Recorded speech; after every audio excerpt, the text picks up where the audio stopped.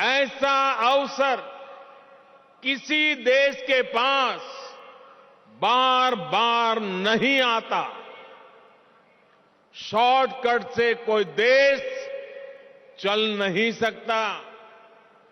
देश की प्रगति के लिए स्थायी विकास, स्थायी समाधान के लिए काम करना, एक लॉन्ग टर्म विजन बहुत ही जरूरी है। और स्थायी विकास के मूल में होता है इंफ्रास्ट्रक्चर।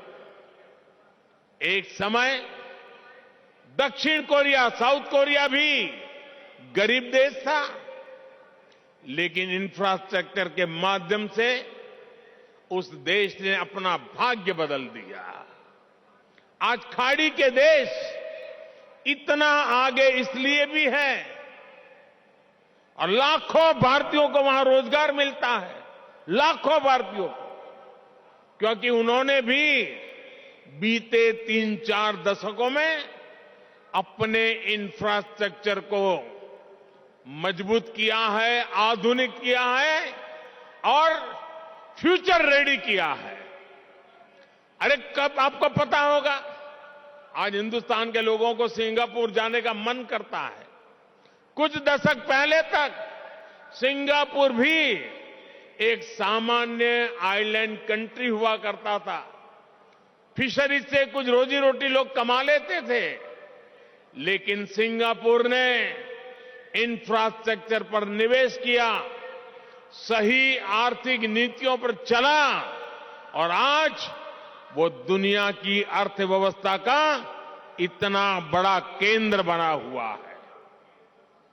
अगर इन देशों में भी शॉर्टकट की राजनीति हुई होती, टैक्स पेयर का पैसा लुटाया गया होता, तो ये देश कभी उस ऊंचाई पर नहीं पहुंच पाते जहां आज है। देर से ही सही, भारत के पास अब यह अवसर आया है।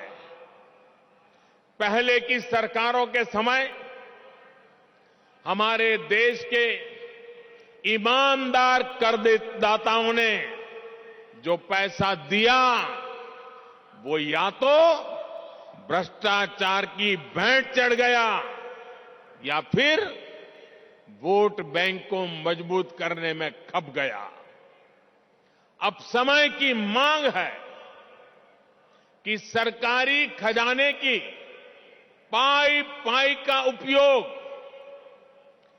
देश की पूंजी, युवा पीढ़ी के उज्जवल भविष्य के लिए निर्माण पर खर्च होनी चाहिए।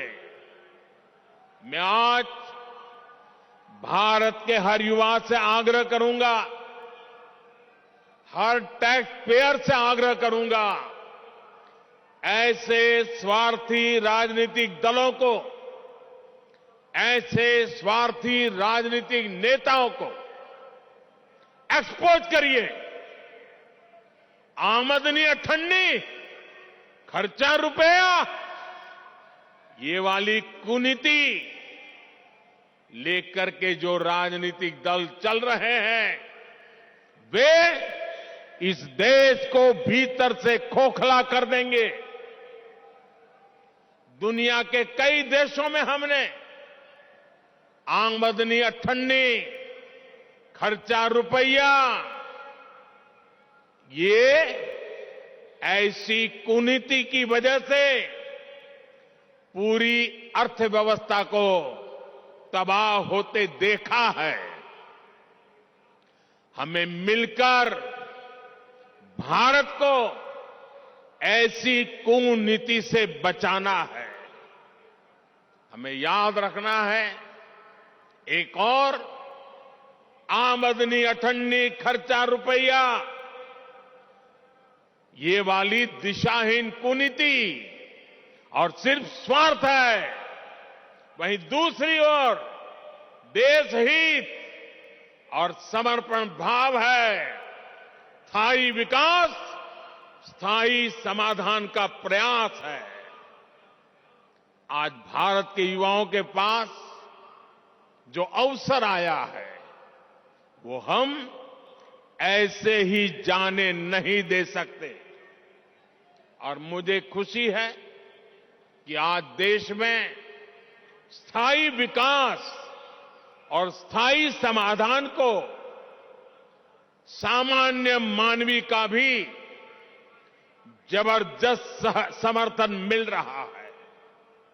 अभी पिछले सप्ताह गुजरात में जो चुनाव के नतीजे आए हैं वो स्थायी विकास और स्थायी समाधान की आर्थिक नीति, विकास की रणनीति का परिणाम है। मैं शॉर्टकट अपनाने वाले ऐसे राजनेताओं को भी विनम्रतापूर्वक, आदरपूर्वक कहूंगा कि स्थायी विकास के विजन को समझिए, उसके महत्व को समझिए।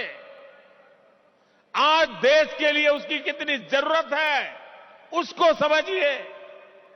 शॉर्टकट के बजाय स्थायी विकास करके भी आप चुनाव जीत सकते हैं, बार बार चुनाव जीत सकते हैं। ऐसे दलों को मैं कहना चाहता हूं, आपको डरने की जरूरत नहीं है। मुझे विश्वास है जब आप देश हित को सर्वोपरि रखेंगे तो शॉर्टकट की राजनीति का रास्ता भी जरूर त्याग करेंगे।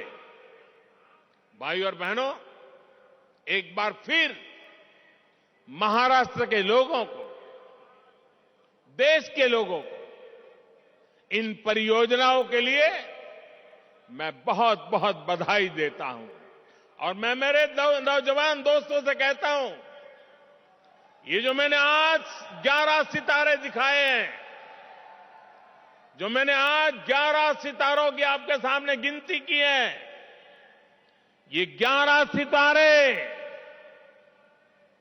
आपका भविष्य गढ़ने वाले हैं, आपके लिए अवसरों को जन्म देने वाले हैं। और यही रास्ता है, यही रास्ता सही है। एषः पंथः, एषः पंथः, इस मंत्र को लेकर के आइए पूर्ण समर्पण भाव से अपने आप को खपा दे। 25 साल का ये मौका हम जाने नहीं देंगे दोस्तों। बहुत बहुत धन्यवाद। प्रधानमंत्री नरेंद्र मोदी को आप सुन रहे थे। उन्होंने कई बड़ी बातें कही। शॉर्टकट से कोई देश नहीं चल सकता और जो बातें कही हम आपको लगातार बिग पॉइंट्स बता रहे हैं। स्थायी विकास के मूल में इंफ्रास्ट्रक्चर होता है। इंफ्रास्ट्रक्चर कितना महत्वपूर्ण है देश में, इस बात को लेकर पुरजोर तरीके से आवाज उठाई प्रधानमंत्री मोदी ने। महाराष्ट्र का दौरा, महत्वपूर्ण दौरा, जिसमें 5 तस्वीरें आपको हम दिखा रहे हैं। पहली जो बीच की तस्वीर है वो सबसे अलग अंदाज प्रधानमंत्री का दिखाती है जब वो ढोल बजाते हुए नजर आए।